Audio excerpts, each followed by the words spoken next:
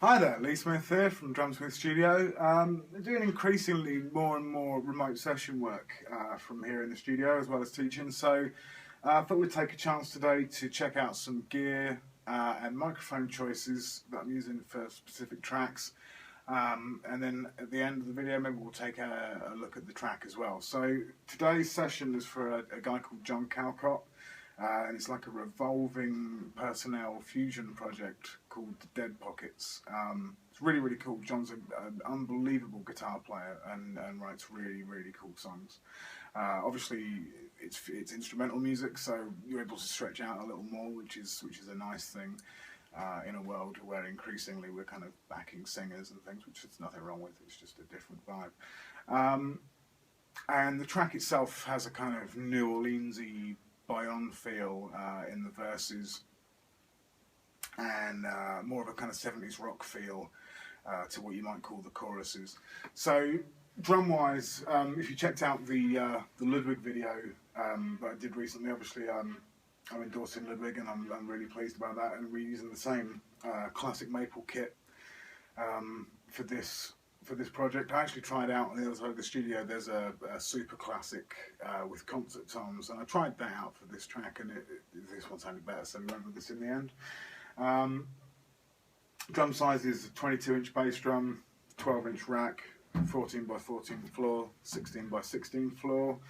The snare drum, obviously iPhone microphone, so you have to be a bit forgiving here, but the snare drum is a Ludwig Universal, I think. Universal nickel over brass 14 by 5 from like the 1920s or the 1930s. It's like standard hoops and claws. So you've got the.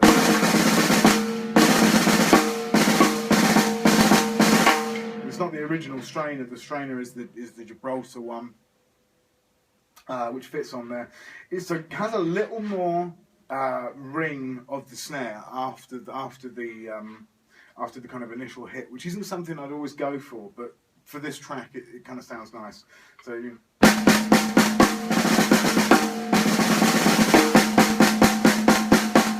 got a nice crack.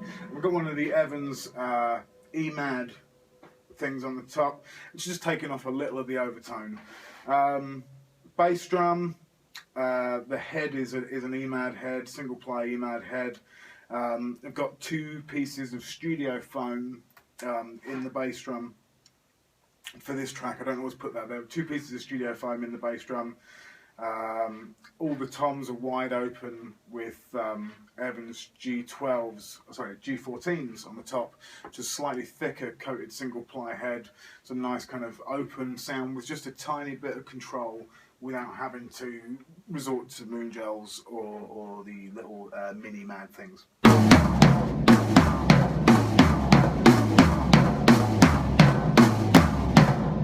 And I have to admit, I kind of prefer these drums, these toms at least, a little lower than I normally tune or I have tuned in the past.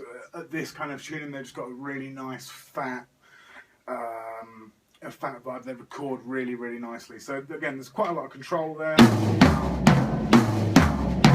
Not a lot in the way of overtones, but a nice spread over all the toms. Cymbal wise, the hi-hats are 14-inch HHX Evolutions. I'm really pleased to be a Sabian education guy. Sabian, just as far as I'm concerned, make the best cymbals on planet Earth. They also have a really good attitude towards kind of pushing the envelope of cymbal making. So we've got 14-inch Evolution hats, an 18-inch Artisan Crash with a Ben Camp Liberated Bell from a Sabian ride on the top. Ride cymbal is an AA Raw Ride, which I don't believe they make anymore, but it's one of my standard favourite ride cymbals. It's got a nice.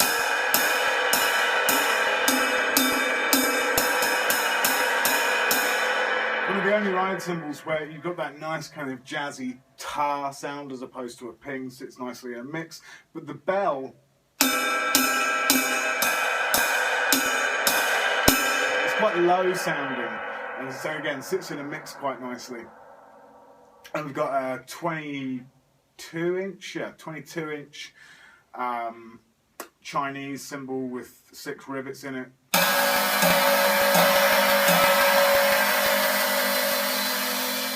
It's an older Sabian from the early 80s. I'm assuming it's an AA. It looks like it's got an AA type profile.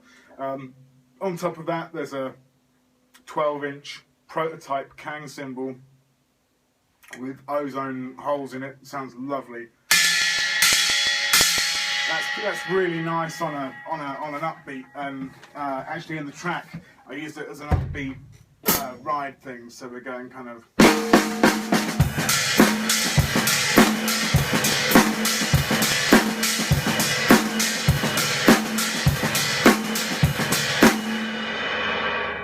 Deals, really nice upbeat sound. And then lastly, over here I've got a Sabian AAX Explosion Fast Crash 19-inch, which has been ozoned and repaired by Ben Camp at Cymbal Magic. I didn't actually own the cymbal in its first incarnation.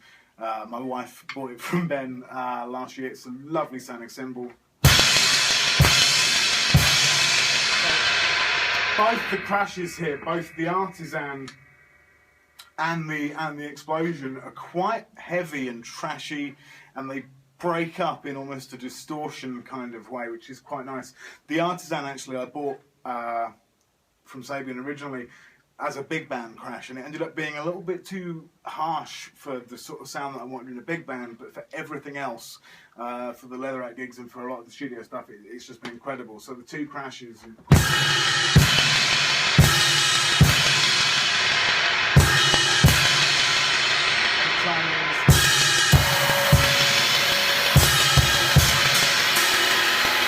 then actually there's a 10-inch B8 Pro Splash. I'm a big fan of the B8, the B8 Pro, XS20, kind of the cymbals made out of a B8 bronze for splash cymbals and China cymbals. It's just, yeah, okay, it's a cheaper cymbal. The splash cymbals like that are definitely cheaper, but they have a trashiness and a brash quality to them, which is kind of what I'm generally looking for in a splash cymbal. Really, really nice, fighting, percussive sound. And then, microphone-wise, in the bass drum, there's an AKG D112 on the inside, and on the front head on the outside, there's a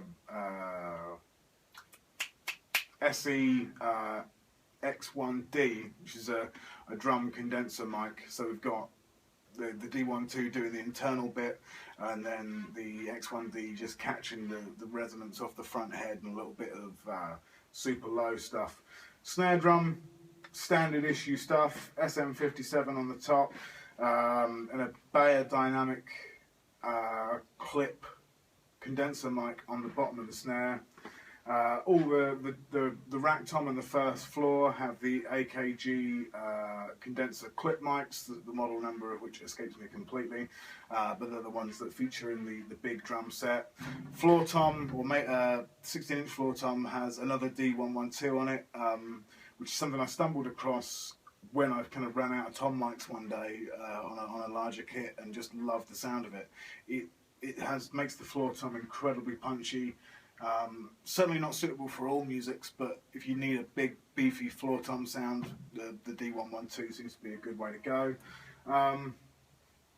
Hi-hats is a Sontronics STC1, which is a really nice mic for hi-hats. It has a lot of important stuff that I like on a hi-hat mic, some cuts and things, 75 hertz cut. Overheads, a couple of SE 2000A overheads, and then some Rode NT3 room mics. There's one here, there's one in the far side of the room, and there's a Blue mics room mic as well. And mix-wise, I'm tending to use quite a lot of room mic on this tune, so it's a nice broad sound. So to give you an example of the kind of groove we're playing, like I said, like a Bayon type thing, so we've got like